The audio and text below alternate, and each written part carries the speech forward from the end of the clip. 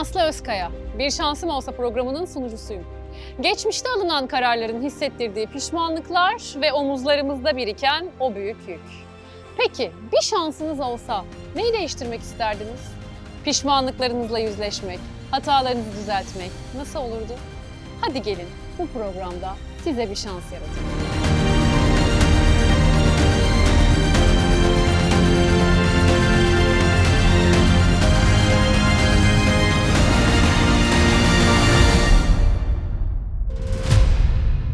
Ben babamı aramak için başvurdum. Bilmediğim bir babam varmış. Ya babanın haberi yoktu senin dünyaya geldiğinden ya da haberi olduğu halde seni kabullenmedi, sahiplenmedi mi acaba diye düşünüyorum. Ben de bunu merak ediyorum. Benim merak ettiğim zaten burası. Gül Hanım mı müracaat etti programa? Gül Hanım başvurmadı aslında programa. Gül Hanım'ın oğlu başvurdu. Ama ben Gül Hanım'la ilgili bilgi almak istiyorum. Onu biraz tanımak istiyorum. Sizden dinlemek istedim o yüzden. Vallahi Gül Hanım'ı çok aradım. Ama haberini alamadım. Yani izini tamamen kaybettirmişti. Gül Hanım'ı çok seviyordum. Ve hala da eşimde sevgisi var. Unutmadım, unutamıyorum. Sevgili izleyiciler, bir çocuğun hayatını değiştiren şey gerçeklerdir. Eğer çocuğunuza gerçekleri gizler, yalan konuşur ve onun güven duygusunu zedelerseniz hayata karşı bakışını büyük ölçüde etkilemiş olursunuz. Unutmamak gerekir ki eğitimi bir ağaç gibi düşünürsek gerçekler de o ağacın kökleridir. Gelin şimdi sizi gerçek babasını arayan Ali Bey'le tanıştırayım.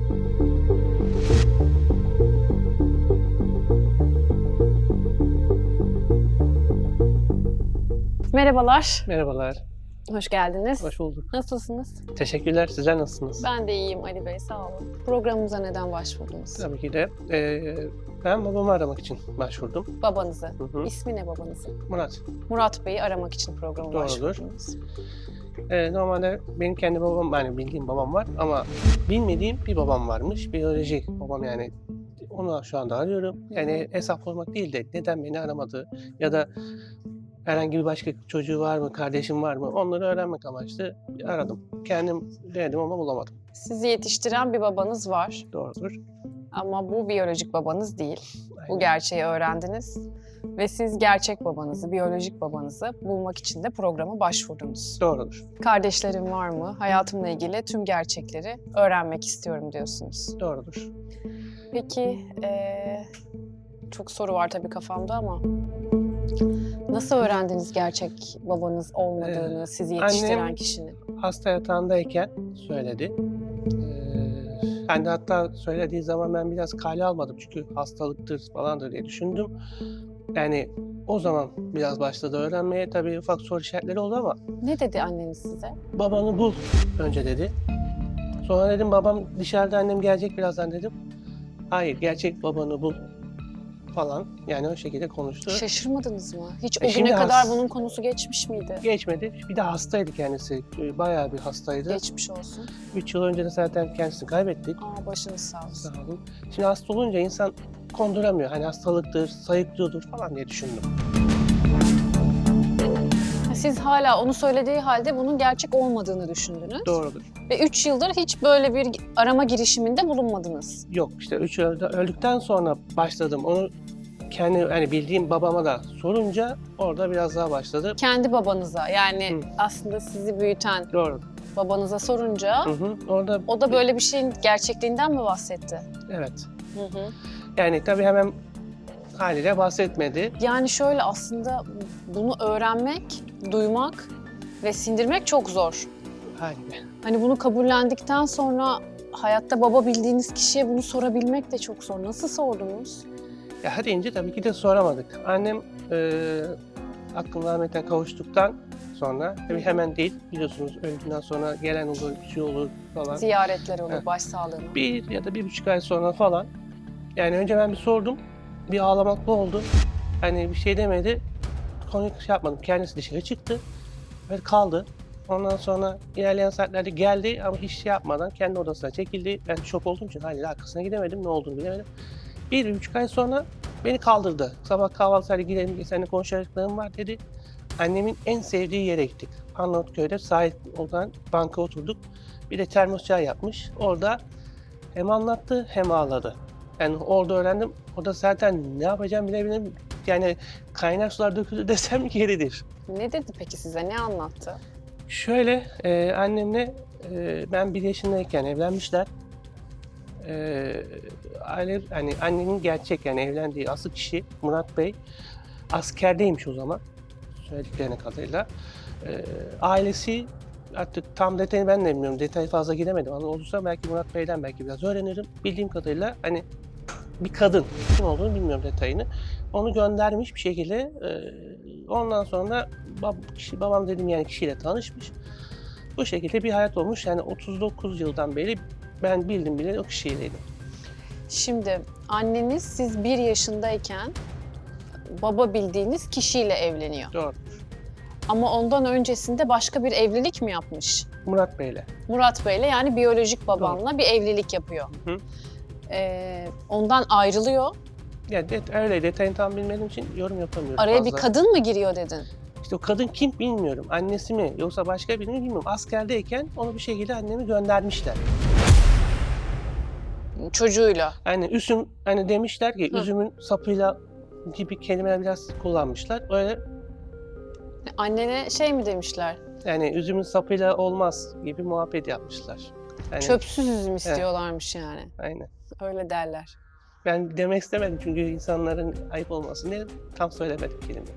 Anladım. Annen istenmemiş. Dolayısıyla sen de istenmemişsin. Hı hı. Sonra annen Murat Bey'le değil, senin gerçek babanla. Gerçek senin Bildiğim baba. bildiğin babanın adı ne? Onun adı da Kaan. Kaan Bey'le hı. evleniyor ve sen baba diye Kaan Bey'i biliyorsun. Doğru. Doğru mu? Hı hı.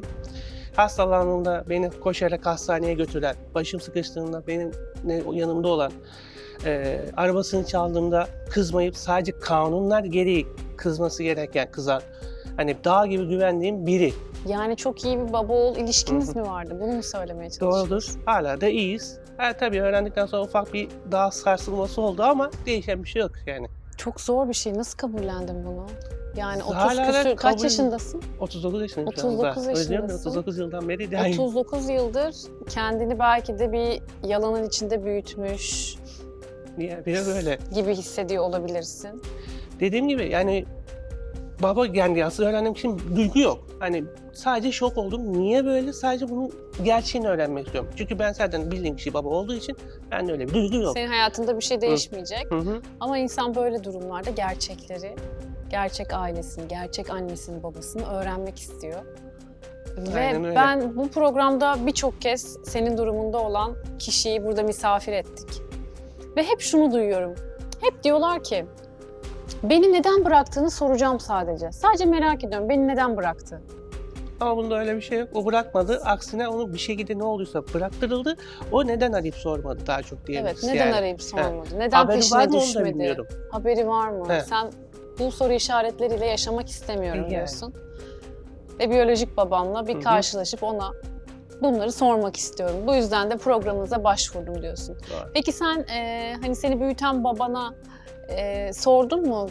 Nereden bulabilirim, nasıl bulabilirim, kim bu gerçeği söylediği biliyor? yerleri dedi, birkaç yere gitti. Yani aradın mı buraya Hı hı. gelmeden önce? Onu merak ediyorum. 3 yıl boyunca aradım. Hani bir yerler söylediler. Hatta doğru yani şey yapabildiysem 2 kere daha evlenmiş. Ha.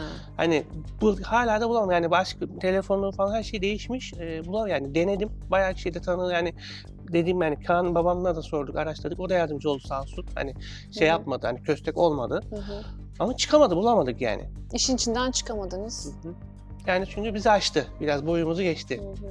Peki şeyi merak ediyorum tabii şimdi sen 1 yaşındayken annen Kaan Bey'le evleniyor. Hı hı. O zaman senin kimlikte soyadın ne? Kimin üzerine kayıtlısın? Bu bilgileri Şimdi biliyor üzerine musun? Kaan babamın kayıtlıyım.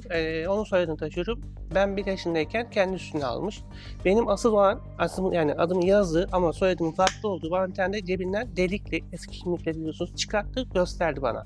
Yani şu anda Kaan babanın üstündeyim ben. Sana bir de o kimliğini mi gösterdi? Hı hı. Ne demek istedi yani? Yani gör hani açık soru işareti olmasın sıkıntın yok hani bil. Yani ama sen öz olmasan da sen benim gerçek oğlumsun. Ben seni çok seviyorum tarzında. Konuştu seninle. Hı hı. Yani köstek yerine dediğim gibi elinden gelince şey yaptı, seviyor da dediğim gibi elinden gelince ne yapıyorsa yapıyor. Başım dertte olduğunda üzülüyor. Destek Ve- oluyor, Hı hı. yardımcı oluyor. Bir babanın yapması gereken Hı her hı. şeyi sana yapmış o zaman Hı bu hı. zamana kadar. Aynen öyle. Ve bu hayatta 2 kere babamın yani Kaan babamın gerçekten çok perişan şekilde üzüldüğünü gördüm. Hatta annemin ölümünde bile bu kadar üzüldüğünü görmedim. Biri baktığında, biz de benim konumu öğrendiğinde O kadar sarsıldı. Peki şimdi programa başvurduğunu biliyor mu? biliyor. Destekledi mi? Hı hı. Yani haliyle. Eminim Çünkü onun da içinde biliyor. endişeler vardır ama sen koskocaman yetişkin Hı hı. biri olmuşsun artık. Doğru, Kafanda soru yanlışı. işareti kalacağına Git çöz diyor. araştır bul dedi. Hı hı. Peki sen Kaan babam bana kimlik gösterdi dedin. Orada soy isim ne yazıyordu? Annemin kızlık soyadı. Annenin kızlık soyadı. Hı hı. Bak şimdi o zaman hani kadınların doğum yaptıktan sonra eğer babaları yani hayatlarında Hı hı. bir partnerleri, eşleri yoksa kendi soy isimleri üzerinden evlatlarını kaydettirebiliyorlar. Bunu Hı hı. biliyorsun. Doğru. Şimdi bu durumda aklıma şöyle bir şey geliyor. Ne olur yanlış anlama beni Yok, ama anladım. sadece sesli düşünüyorum. Ya babanın haberi yoktu senin dünyaya geldiğinden Hı hı. ya da haberi olduğu halde seni kabullenmedi, sahiplenmedi mi acaba diye Ben de düşünüyorum. bunu merak ediyorum. Benim merak ettiğim zaten burası. Kaan baban bununla ilgili bir şey söylemiyor sana. Yok, Bilmiyor çünkü Bilmiyorum. mü? Çünkü her şeyi anlattı. Adam açık açık her şeyi tek söyledi. Yani saklamak istese bunları da anlatmazdı. Kimliği de göstermezdi. Benim Ama aslında annen rahmetli vefat etmeden önce ona bunu anlatmamış mıdır ki? Yani annem biliyor bütün gerçekleri sonuçta. dediğim gibi anlatmamış olabilir. Çünkü biliyorsunuz bayanlar her şeyi herkese anlatmaz. Ne kadar koca da olsa. Yani anca olursa evladını anlatırsa anlatır. Ki ona da hani çok istemiş yani hastayken anlatmaya çalıştı şu. Sadece şey mi dedi deyince. sana? Git babanı bul mu dedi Hı hı, ölüm bu, döşeğindeyken? beni affet. Hani dedi. Ben söyleyemedim. Söylemeyi hani anlatmaya çalıştı dedince. O yüzden O psikolojiyle Hı hı. gerçek babanı buldu. ya dediğim gibi o gün anlayamadım. Üstüne de soramadım. Çünkü hasta bir insan. Haliyle biri zaten eriyordu. Bayağı bir. Yani hatta önceden Ne hastaymış. hastalığı vardı? Kemik erimesi hastalığı vardı. MS. Hı hı, aynen öyle. Bize hatta şöyle daha önceden teşhis konmuş. Hı hı. Bize hatta Kaan babama da dahi söylememiş. Hani gidiyormuş. Gizlemiş mi annen Hı hı. hastalığını sizden? Hı hı. Siz üzülmeyin diye. Tedavisinde oluyormuş ama sonradan bırakmış. Biz fark ettikten sonra işten Geçmiş oldu. Bayağı ilerlemiş oldu hastalığı. Hatta tabiri caizse bebek gibi olmaya başladı. Son günlerde öyle oldu. Hatta biz Kaan babamla bize seni seviyorum demesini diye bekledik. Ama dediğim gibi o gittiğinde bir yere tam hatırlamıyorum o kadarını. Dediği kelime bana aynen buydu. Ondan sonra zaten 2 gün sonra mı ya tam hatırlamıyorum ama Vefat etti. Aynen. Peki Kaan baban sana hiç annenin hani ondan önceki hayatıyla ilgili, ailesiyle ilgili hiçbir yani bilgi verdi mi? işte dediğim gibi sadece söylediği şunları o da dedi yani ben de fazla bilgim yok dedi. Çünkü annen Ketum bilirsin dedi anlatmıyor her şeyi. Askerdeymiş o zaman. Hı hı. Benim Murat Bey. Öz baban, biyolojik Hı hı. baban askerdeymiş. Yani ailesi tarafından bir tane kadın, kim bilmiyorum, onu da dediğim gibi, o da bilmiyor, annen söylememiş. İstenmemiş, dediğim gibi o kelimeyi söylüyor, onu dışarı atıyorlar, o da kendi ailesine gidiyor, annem yani kendi annem, kendi ailesine babasına gidiyor. Anneannenle dedenin Hı hı. yanına gidiyor. Hı hı. Ve ondan sonra işte şu anki Kaan babamla tanışıyor, o da ben seni yani deyip bir şey evleniyorlar ve bana bir daha ona da sahip çıkıyor. Ama dediğim gibi her insanın merak ettiği gibi merak ediyorsun Evet, haliyle. mesela ben de şeyi merak ediyorum. O ailede anneni istemeyen kimdi acaba? Hı hı. Neden istemedi? Neden torununla birlikte gelinini sokağa Hı hı. attı, dışarı attı, anlattığı Bir de bildiğim kadarıyla? kadarıyla kar zamanındaymış. Nasıl? Kar yağıyormuş, o andaymış hava. Kış vakti, soğukta. Hı hı. Çantası mantası toparlamış, o kadın kimse direkt yani göndermiş. Baban askerde olduğu için de Hı hı. hiçbir şey yapamıyor. Haberi bile yokmuş. Belki de ona bir Haberi sürü yok. belki başka Hı hı. yalan dolan şeyler anlatıyorlar. Bilemeyiz ki, hep görüyoruz bunları. Başımıza gelecek şeyler. Hı hı. Başkasının başına gelir diye düşünmemek lazım. Kadını kar kış kıyamet demeden kapının önüne atıyorlar. Hı. Küçücük bebeğiyle kucakta. Daha ben 1 yaşında bile yapmışım değilmişim arasında bir şey. Yani, Neyse ki senin annenin ailesi annene sahip Hı hı. çıkmış. Biz bir de onları görüyoruz çünkü. Aileler sahip çıkmıyorlar. aynen. En azından senin anneannen, deden annene sahip çıkmış. Peki sen anneannenle, dedenle görüşüyor musun? Hayattalar mı, yaşıyorlar mı? Anneannem yaşıyor da dedem yaşamıyor. Bir 10 yıl önce kalp krizinden rahmetli oldu. Anneannemle Başın görüşüyoruz. sağ olsun. Ama anneannem de annem gibi yani biraz ketumdur. Hatta kızdı, Anlatmıyor mu kurcalama. o da? Niye Aa. kurcalıyorsun? Ne gerek var? Seni istemeyenleri sen niye arıyorsun falan dedi. Seni istemeyenleri sen...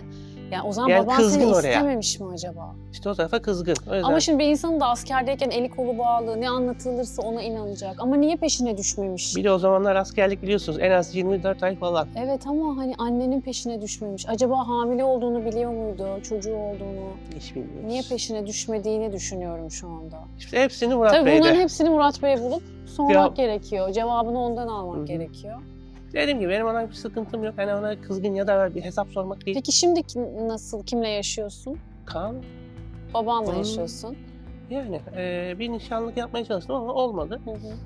Çünkü ailesi hatta şu eski zamanlarda biliyorsunuz neydi, bir şey istiyorlar hani başlık parası muhabbeti. Hala var mı? İşte bunu farklı şekilde çevirmişler. Yok Neymiş o? bilezikler, yok altın vurmalar, yok bilmem ne. Hani annem o zaman tabii ki hasta serken babam da yapmaya çalıştılar ama ben artık miydi hani haliyle bulandı yani öyle şey mi olur diye yaptım.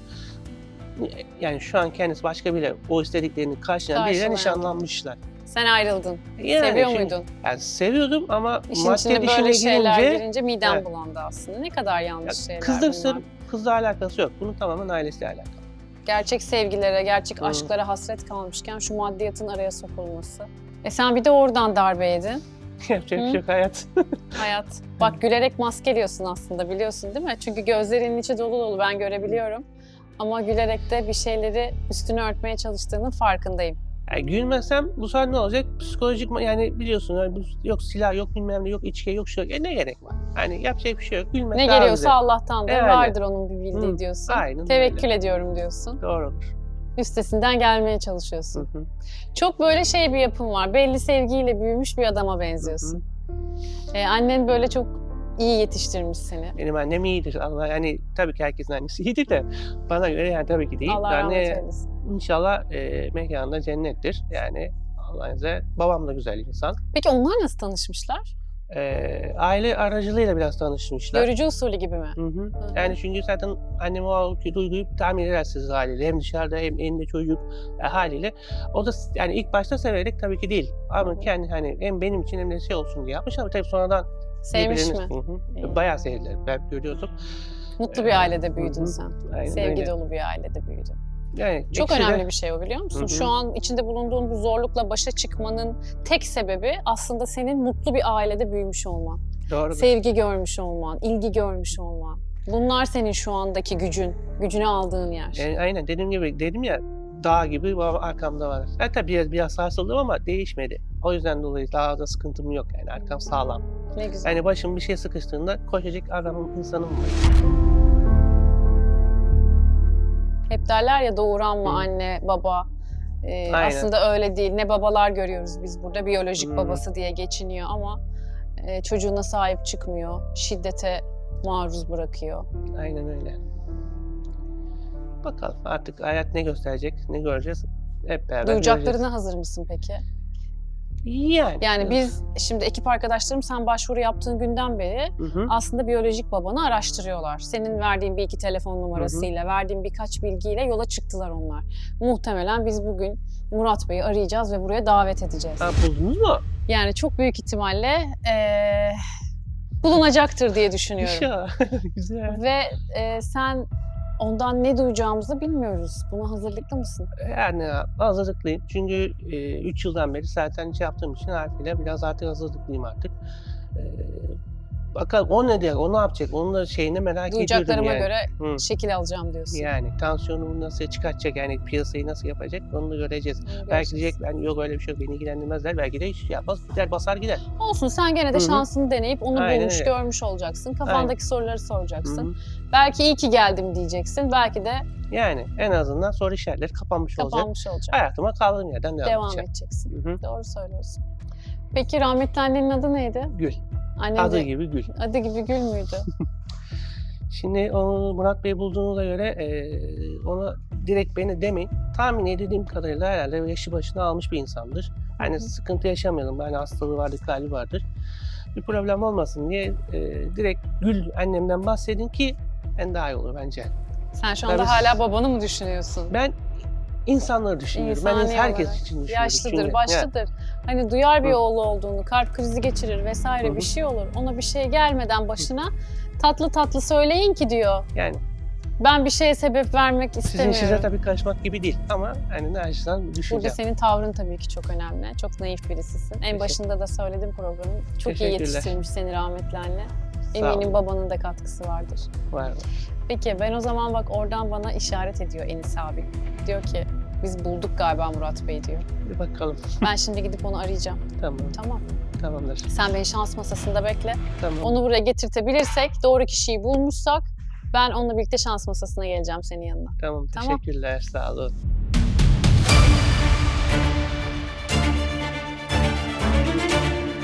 Sevgili izleyiciler, bir çocuk doğru düzgün yetiştirildiğinde her halinden kendini ele veriyor. Gördünüz mü Ali Bey, kendisini yetiştiren, kendisini büyüten babasına hiçbir zaman sırt çevirmemiş. Bakalım gerçek babasını, biyolojik babasını bulabilecek miyiz? Onu buraya davet edebilecek miyiz? Kendisi buraya gelecek mi? Şimdi gerçek babasını arayalım.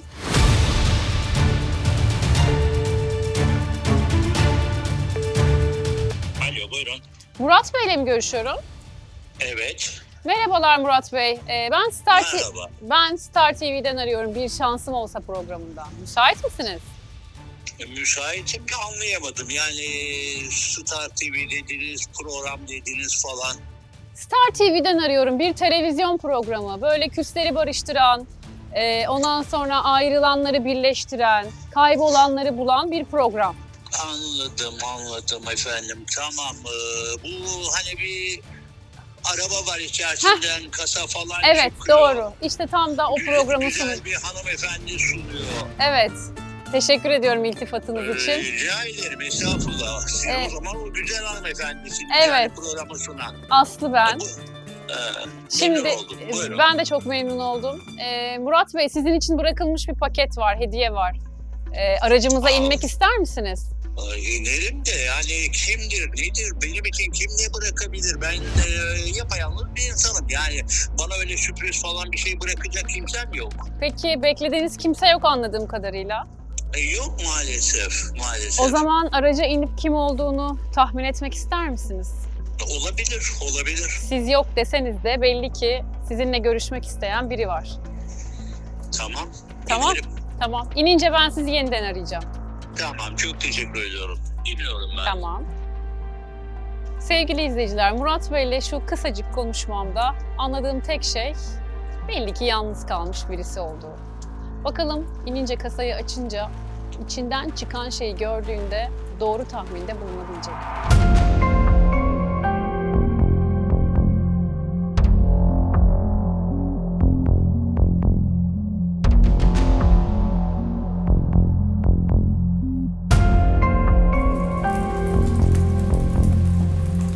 Murat Bey aracımıza inmiş. Şimdi yeniden arayacağım onu.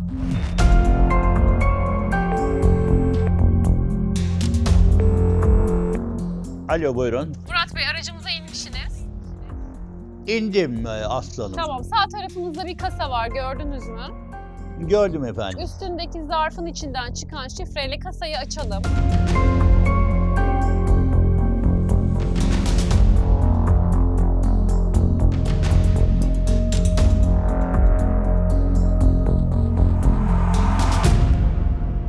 Açtım efendim. Tamam, ne çıktı içinden?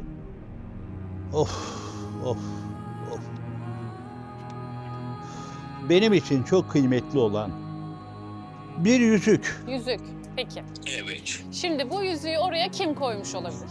Vallahi bu benim ilk eşim Gül Hanım'a ait. Ben bunu 40 yıl önce kendisine vermiştim. Yani Gül Hanım olabilir mi? Gül Hanım değil ama bu yüzüğü size bir şekilde aslında Gül Hanım vesilesiyle gelmiş olabilir. Tamam, görüşmek isterim yani madem ki konuda Gül Hanım var. Yani Gül Hanım benim için apayrı bir yeri olan insan. Tamam. Peki o zaman şöyle yapalım. Siz aracımızdan inmeyin. Hemen aracımızla buraya doğru yola çıkın. Ben sizi karşılayacağım. Tamam hanımefendi, çok teşekkür ediyorum. Rica Sağ ederim. olun. Sevgili izleyiciler, Murat Bey'e Gül Hanım'ın vefat ettiğini söyleyemedim. Ama oğlu var gerçeğini de telefonda söylemek istemedim. Buraya gelince her şeyi onunla yüz yüze konuşmayı tercih ediyorum. Bakalım gelince bizi neler bekliyor.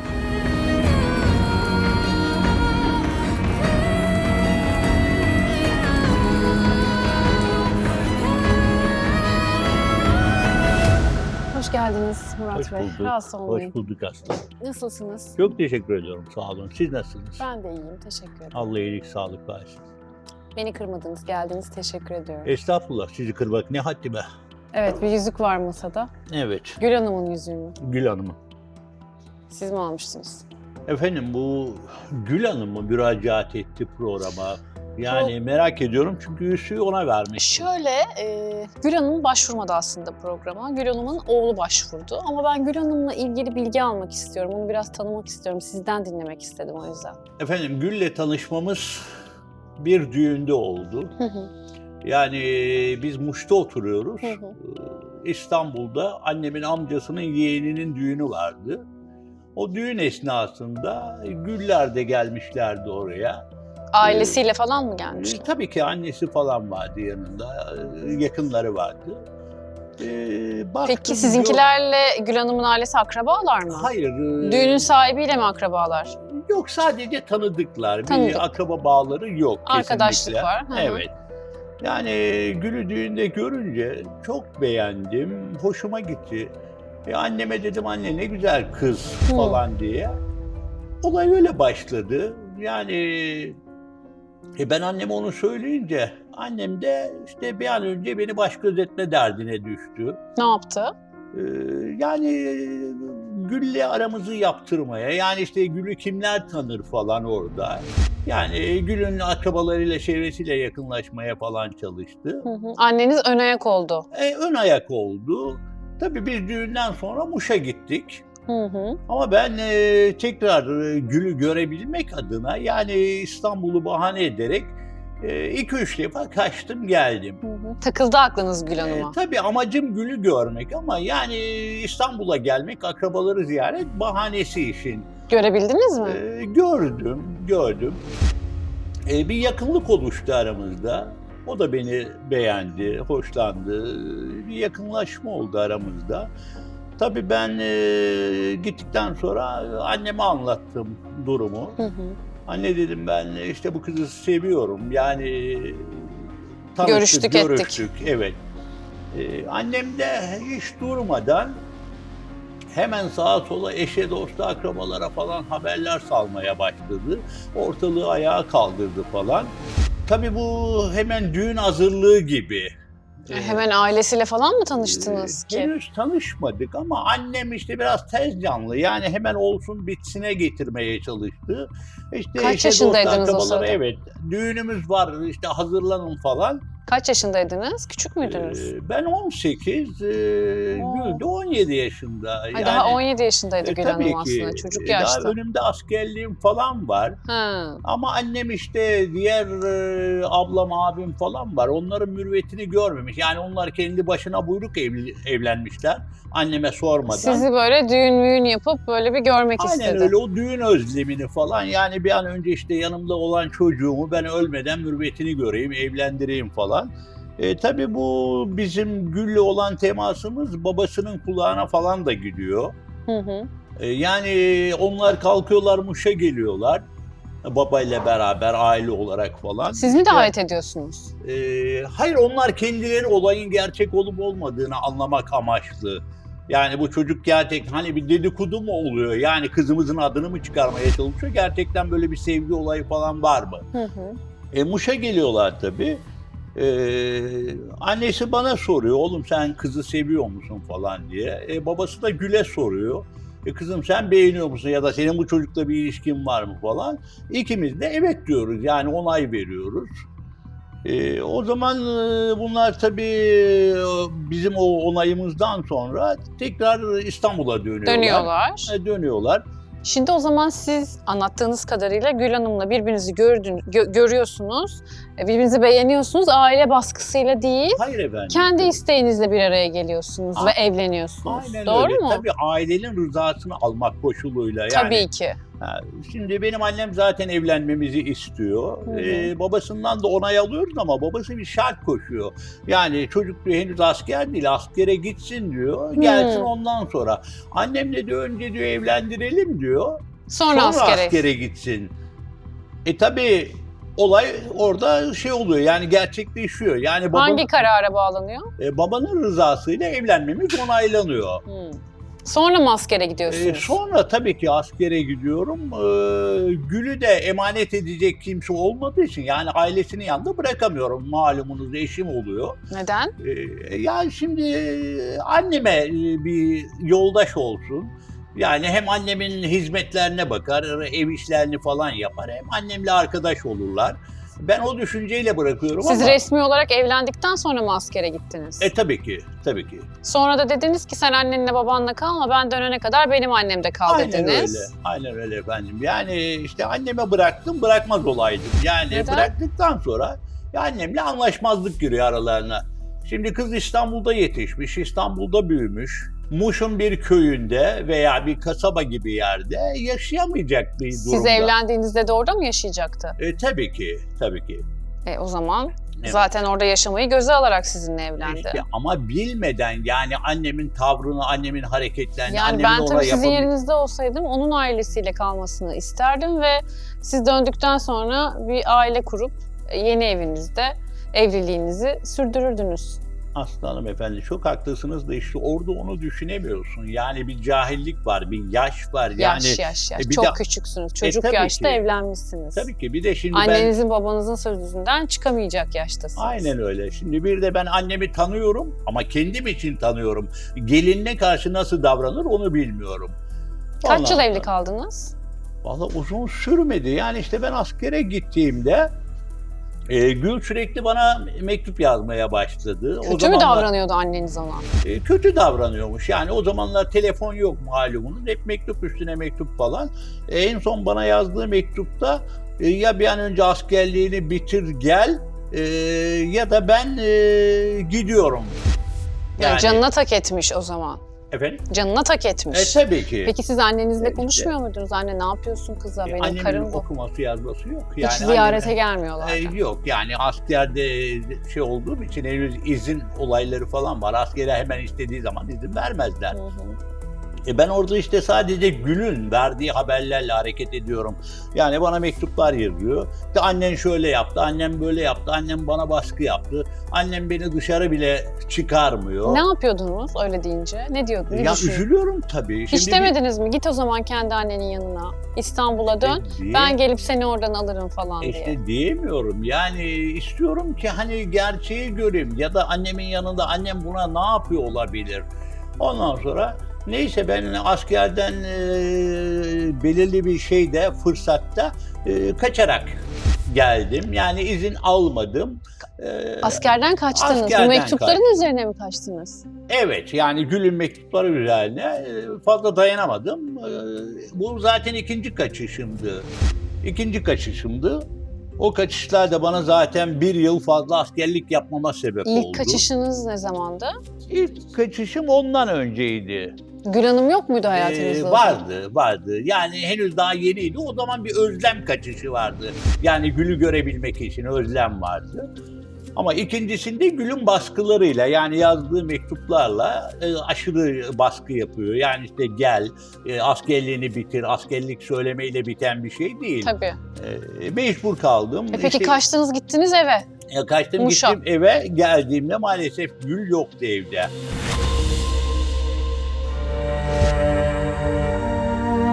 Başka bir kız vardı. Başka bir kız? Başka bir kız. Neden? Annem Gül'ü göndermiş babasının evine. Otobüs biletini falan almış. Ondan sonra Gül'ü göndermiş. Baktım başka bir kız. Kim o ondan kız? sonra- ya annem onu bana ikinci eş olarak ayarlamış. Yani Resmen evliyken siz. işte resmen o zaman imam nikahı oluyor. Yani tam resmi olmuyor. Bir dakika, siz resmi evli değil miydiniz? Hayır, babasının rızasıyla, babasının imzasıyla ama tam resmi değil. Şimdi bir dakika, siz Gül Hanım'la resmi mi nikah kıydınız, dini nikah kıyarak mı askere gittiniz? Resmi efendim. Resmi olarak evlendiniz Evet, siz resmi belediye olarak nikahıyla. evlendik. Doğru Evet, mu? Doğru efendim. Onun için de annemde kalması uygun dediniz. Evet. Siz sonra askerden kaçtınız, döndünüz. Annenizin evine geldiniz. Evet. Karınızı görmek için ama. Evet. Onu özlediniz ve aynı zamanda da o mektuplar sizin canınızı sıktığı için döndünüz. Ama bir geliyorsunuz ki eve, anneniz Karımı karınızı göndermiş. İstanbul'a yolluyor babasının evine Evet. ve evde yeni bir kız var diyorsunuz. Aynen öyle efendim. Bu kadını da ben ikinci evliliğimi yapayım diye annem bulmuş getirmiş diyorsunuz. Evet yani Siz resmen evliyken anneniz size bir eş daha buluyor. aynen öyle efendim. Nasıl Affınıza oluyor bu sığınıyorum. iş? Sanki teselli ikramiyesi gibi. Oğlum Gül gitti ama bak sana ben başka bir kadın buldum. Yani çok saçma ve çok ayıp bir şey bu. Evet. Ama işte yaşlılık kafası. Yani kadıncağız yaşlanmış. Siz ne Annemi yaptınız bunu kastediyorum. görünce? Efendim? Siz ne yaptınız kadını görünce? Şaşırdım tabii ki. Anne kim bu falan dedim. Oğlum işte bir tanıdıklardan buldum sana. Yani bu daha güzel. Bak Böyle işte bir şey olabilir mi ya? Bu Ha. daha güzel, bu daha becerikli. Gül'ü gönderdim. İşte bu bana can yoldaşı olacak falan. İşte Ha, anneniz kendisine hayat arkadaşı arıyor. aynen öyle. Yani beni düşündüğünden ziyade kendini Kendini düşünüyor. Evde Evet. işlere yardım edecek. Aynen. Ondan sonra temizliğe yardım edecek. Ona güzel bakacak. Yemekler yapacak. Birini arıyor anladığım Aynen kadarıyla. öyle efendim. Aynen öyle. Peki sizin kardeşleriniz, abiniz, ablanız var dediniz Şimdi biraz abi, önce. abla, kardeş onlar hiçbiri zaten anneme sormadan kendi gönül rızalarıyla yani kendileri Hmm. bulmuşlar birer eş, evlenmişler. Bence annenin huyunu bildikleri için onlar başının çaresine kendi başına. Aynen öyle. Zaten görüşmüyorlardı. Bakmaya Herkes başka kalkmışlar. bir yerde. Ablam da zaten başka bir erkekle yani kendine bir sevgili bulup kaçmıştı. Yani onunla evlenmişti. Hı hı. Yani, Ama siz çok küçük yaşta olduğunuz için annenizin himayesinden çıkamıyorsunuz gibi Aynen hissettirdiniz öyle. bana. aynen Yani öyle. siz de aslında gözünüzü açamamışsınız. Aynen öyle efendim. Peki ne yaptınız? Karınızın peşinden koştunuz mu İstanbul'a gidip? Ya koşamadım. Askerim, zamanım kısıtlı zaten. Kaçaksınız. Kaçarak gelmişim. Yakalansanız geri gönderecekler. Daha kötü eliniz kolunuz. Zaten yakalandım. Zaten yakalandım. Çarşıda polisler kimlik kontrolü yaparken asker kaçağı olduğumu öğrenildi. Birliğe teslim edildim. Gittiniz. Gittim. Yani askerliğimi tamamlamak üzere gittim ama yani 18-20 aylık askerlik bana 3 yıla mal oldu. Yani 3 yılda bitirebildim askerliğimi. Peki o evdeki kadın ne oldu? Onunla dini nikah falan kıydırmıştır şimdi Evdeki annenizin. kadın bekledi beni. Yani annem onu da işte dini nikahla ben izine geldim tekrar. İzine geldiğimde bir dini nikahla bizi evlendirdiler. İkinci evliliğinizi yaptınız. Evet. 19 yaşında falandınız o Evet, zaman da değil mi? Evet, evet. İsmi neydi? İsmi Kadife. Kadife Hanım'la ikinci Hı hı. evliliğinizi yaptınız. Bu sırada Gül Hanım'dan hiç haber yok mu? Gül Hanım'dan haber şöyle, ancak avukat aracılığıyla yani boşanma davası açıldı. Hı hı. Ben istemedim ama Gül istedi. Yani yapabilecek bir şey yok. Yani annemle bir arada olamayacaklarını hesap ettiler. Ya bu evliliğin yürümeyeceğini düşündüler. Hiç birbirinizi görmediniz ondan sonra. Maalesef. Gitmediniz de peşinden İstanbul'a. Gidemedim. Kayınbabanızı, kayınvalidenizi aramadınız Gidemedim. da. O zaman arama imkanları yoktu malumunuz. O dönemde herkeste telefon da yoktu. Ve cep telefonu da yoktu. Normal telefon da yoktu. Bir telefon edebilmek için bazen kasabaya falan gidilirdi. 40 sene muhtarla. önceden falan bahsediyoruz şu anda. Aynen öyle. Şimdi siz o zaman resmi olarak boşanıyorsunuz Gül Hanım'dan. Hemen Kadife Hanım'la evlilik yapıyorsunuz. Onunla da mı resmen evleniyorsunuz? Yoksa askerden izne geldiğinizde bir şey dediniz az önce. Askerden izine geldiğimde onunla resmi olmuyor. Yani ben onu zaten sonradan göremiyorum. Yani onunki de 3-5 aylık bir mevzu. Nasıl yani? Siz resmen evlenmediniz mi Yok, Kadife Hanım'la? yok. Yani evlenmeye... Dini nikah yaptınız. Tabii evlenmeye fırsat olmadan Kadife'yi de annem gönderiyor sağ olsun. Ha, siz bir daha izinden geldiğinizde Kadife'yi de Evet, göremiyorsunuz. Kadife'de gitti. Bu evlilik değil o zaman. İki Vallahi. kere görmüş oldunuz kadını. Aynen öyle. Anneniz Aynen, onu da mı aynen. göndermiş? Ya, onu da Onu niye gönderdi. göndermiş?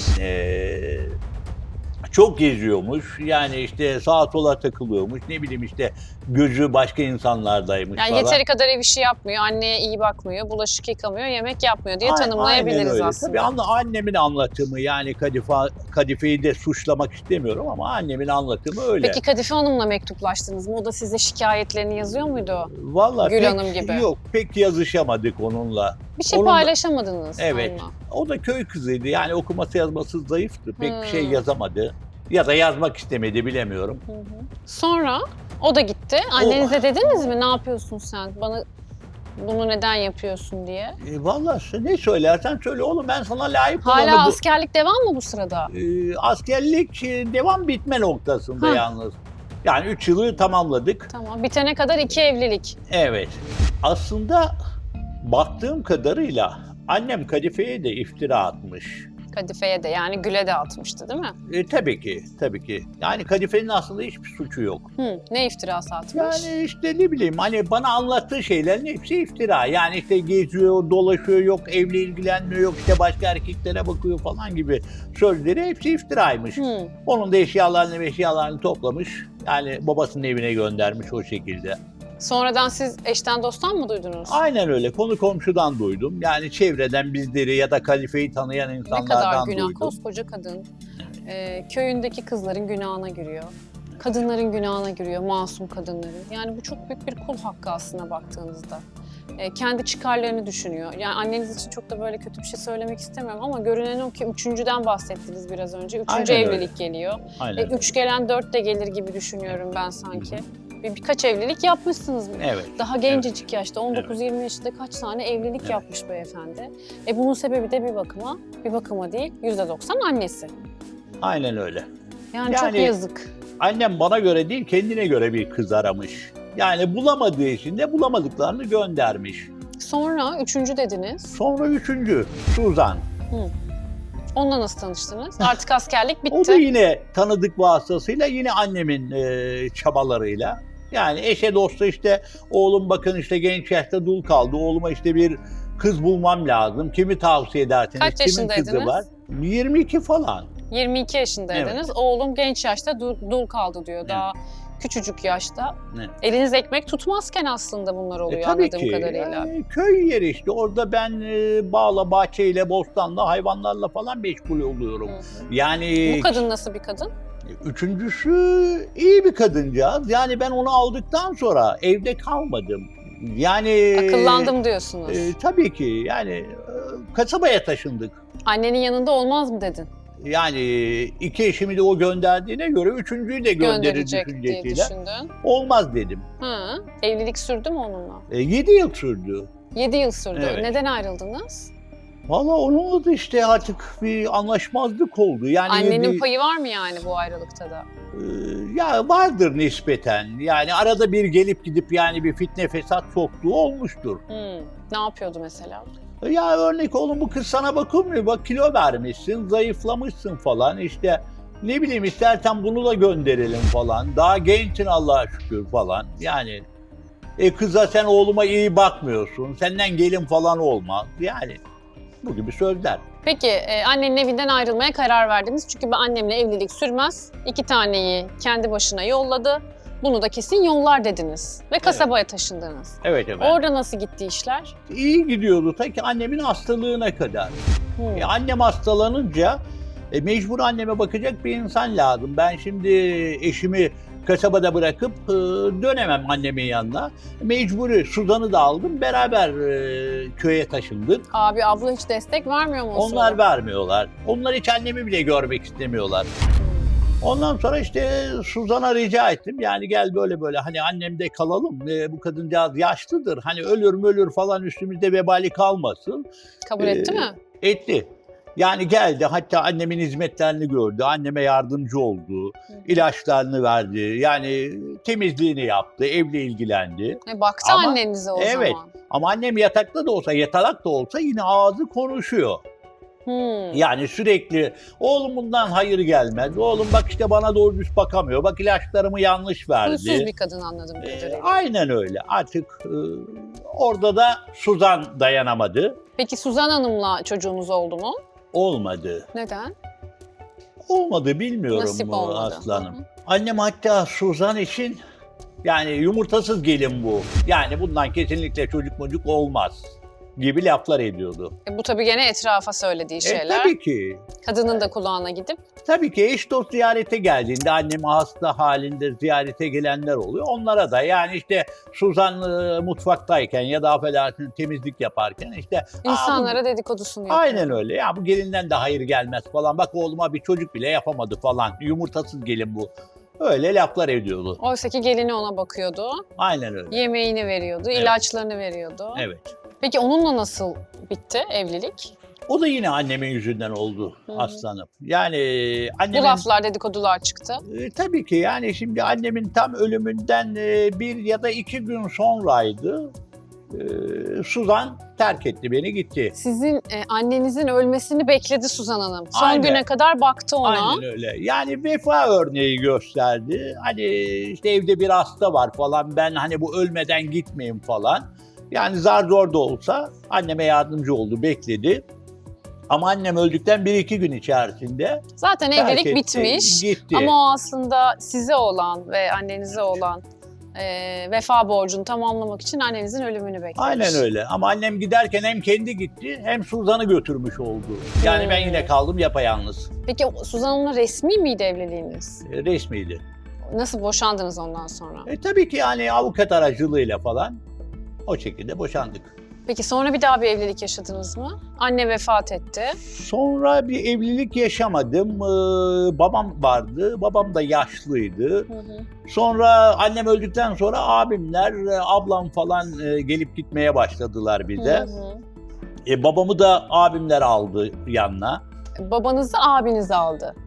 Sonra da sık sık annenizin kaldığı eve. Babamı abimler şöyle Hı. aslanım lafınızı bölüyorum affedersiniz nöbetleşe sırayla. Hı. Yani örnek veriyorum işte bir ay ben bakayım bir ay Anladım. kardeşim baksın. O şekilde yani yük benim sırtımdan kalksın diye ilgilendiler. Ama anneniz hayattayken onlar asla gelmiyordu Asla ve gelmediler. görüşmüyorlardı. Çünkü gelseler de onların da yuvaları yıkılırdı. Kendilerini Ya, korumak için. tabii. Böyle Annem bir- diğer gelinlerle de aynı bana Sıkıntı. yaptığı gibi yapardı tahmin ediyorum. Hı hı. Sonra babam da abimlerin evinde vefat etti.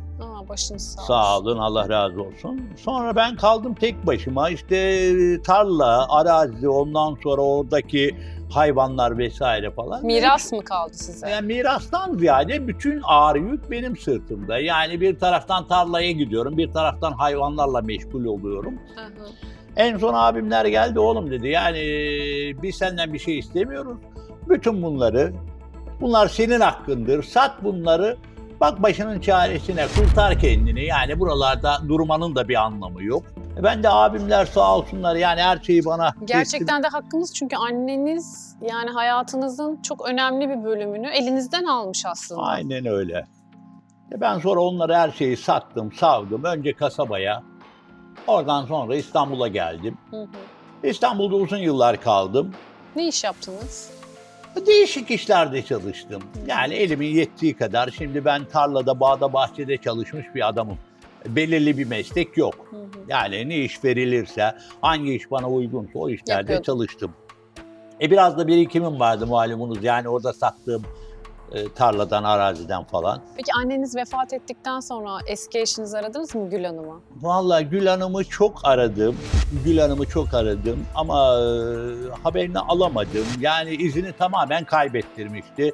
Hatta bazı tanıdıklardan falan sordum. Ailesine dönmüş. Ailesi ona yüz çevirmiş, sırtını dönmüşler, istememişler. O da sonradan gitmiş yani kendi başına. Evlilik Yani- yapmış mı? Vallahi bilemiyorum ama belki yapmıştır. Belki diyorum çünkü bilmiyorum haber alamadığım için. Seviyor muydunuz Gül Hanım'ı? Gül Hanım'ı çok seviyordum. Yani En çok onu mu sevdiniz bu en evliliklerinizin çok onu arasında? sevdim. Ve hala da eşimde sevgisi var. Unutmadım, unutamıyorum.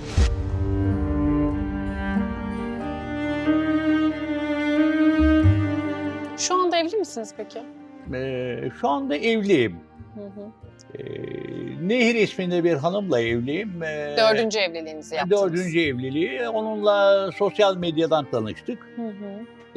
Herhangi bir çocuğumuz falan olmadı onunla da. Yalnız Nehir Hanım'ın bir çocuğu var. Yani bir kız çocuğu var. O çocuğa babalık yapmaya çalışıyorum. Siz aslında bir evlat sahibi olamamışsınız. 4 evlilik yapmışsınız. Olamadım. Erken yaşlarda, gencecik yaşlarda. Ama öz evladınız olmamış. Olmadı aslanım. Başka birinin kızına aslında manevi olarak babalık yapmışsınız anladığım Aynen kadarıyla. öyle. Öz evladımdan bir farkı yok ama tabii ki isterdim benim de kendi kanımdan, kendi canımdan bir öz evladım olsun, onu bağrıma basayım. Onunla maçlara gideyim veya onunla bir yerlerde bir eğlenceye gideyim, onunla gezeyim, dolaşayım. Ama olmadı.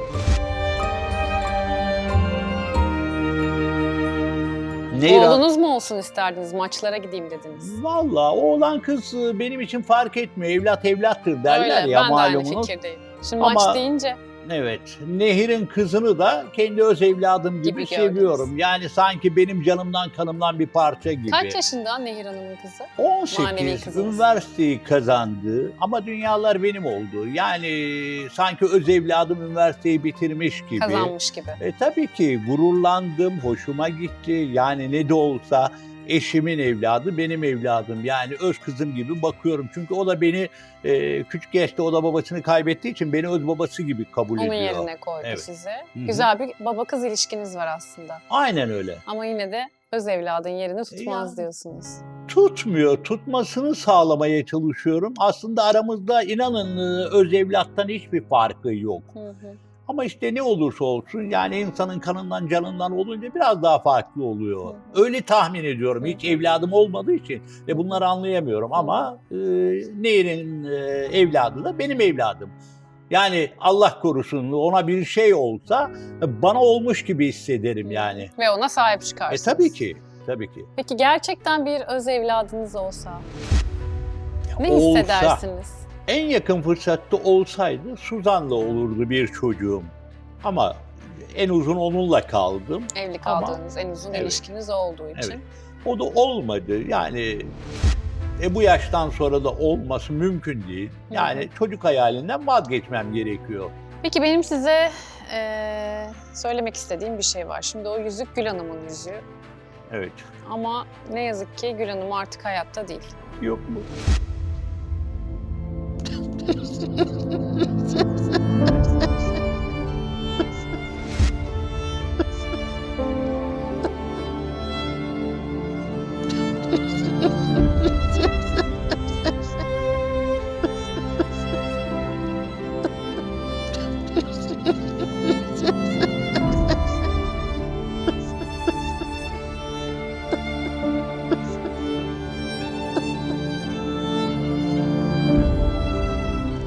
Kim söyledi olmadığını? Gül Hanım'ın oğlu başvurdu programa. Oğlu var ve sizinle görüşmek istiyor. İsterim görüşmek. Hani belki Gül Hanım'ın gülün kokusu vardır. Görmek isterim. O bizi şimdi şans masasında bekliyor. Ben onun yanına geçeceğim. Gelmek ister misiniz benimle? İsterim efendim, isterim. Birlikte geçelim mi? Tabii. Hadi o zaman kalkalım. Yüzüğü unutmayın masada.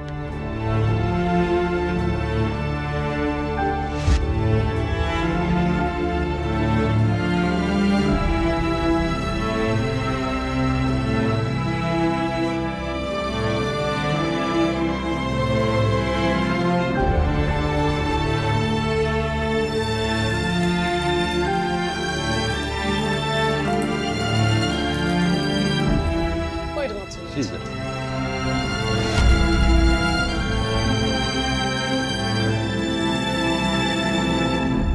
Ali, bana Murat Bey'i bul dedin.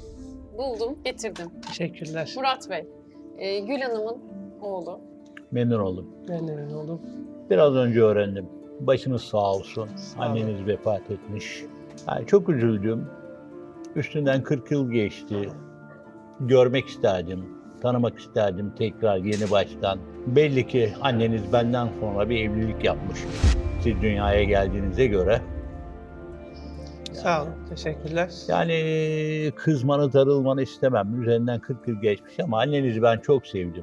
Siz ilk eşisiniz galiba. Evet, ilk evliliğimiz. Yani dostlar dediğim gibi yani nasıl söylenir ben de bilmiyorum da Biliyorum çok zor senin için. Çok Ee, dahil olmak istemiyorum. Ben senin paylaşmanı Sağ olun. istiyorum. 40 yıl önce evlenmişsiniz. Evet. Ben şu an 39 yaşındayım. Aslında seni bilmiyorum. Ben size nasıl desem, nasıl hitap etsem onu da bilmiyorum. Murat Bey mi, Murat amca mı? Ne istersen onu söyleyebilirsin. Ben Gül Hanım'ın yani Gül annemin yani sizden olan çocuğuyum. Nasıl olur?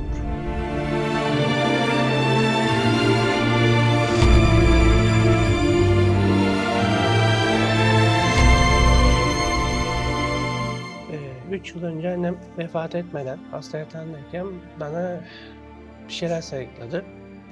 Tabii hastayken önce nasıldır, nedir bilemedim çünkü hastadır, sayıklıyordur diye düşünmesini yani düşündüm, soru işaretleri olmadı.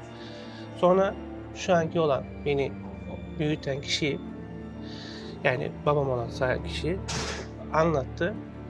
Yani dediğim gibi ben Sakin Evet. ol, sakin ol, sakin ol. büyük Hiç ihtimalle acelemiz herhalde yok. sanırsam sizin yani oğlunuz.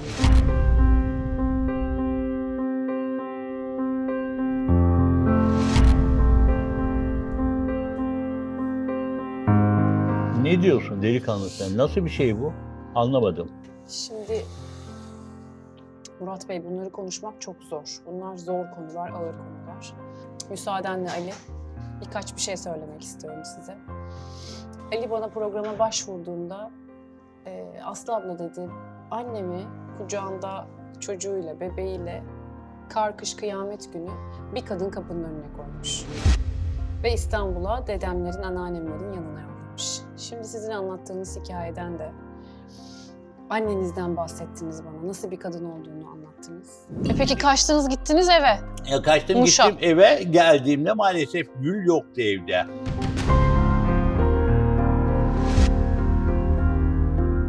Başka bir kız vardı. Başka bir kız? Başka bir kız. Neden? Annem Gül'ü göndermiş babasının evine. Otobüs biletini falan almış. Ondan sonra Gül'ü göndermiş. Baktım başka bir kız.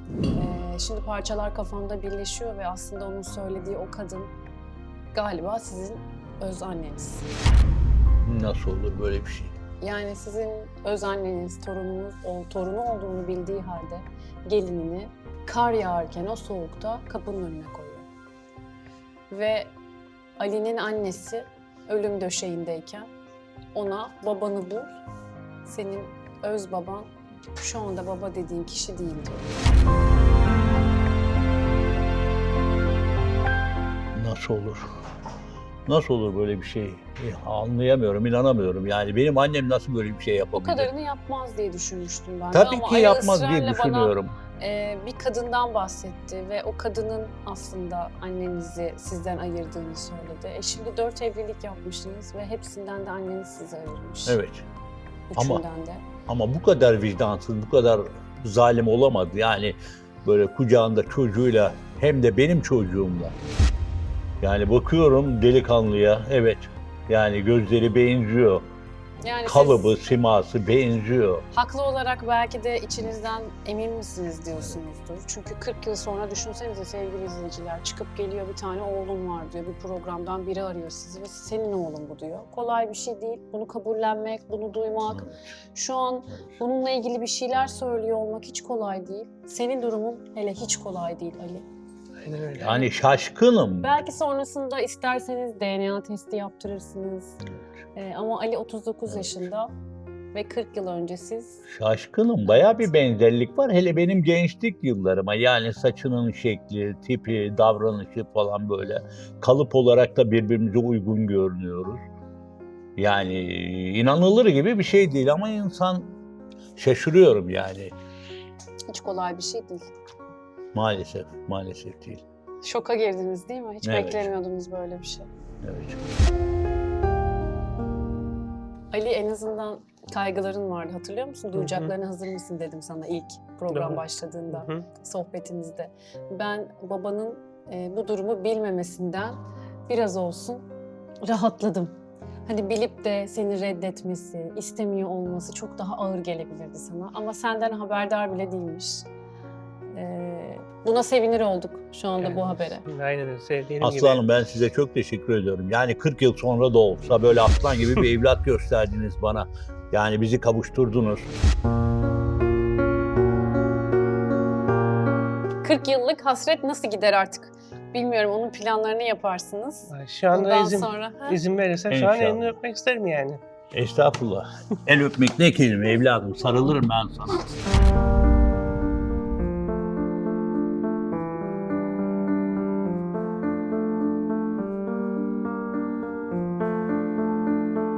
Annesi gitti ama nur topu gibi bir evlat bıraktı bana.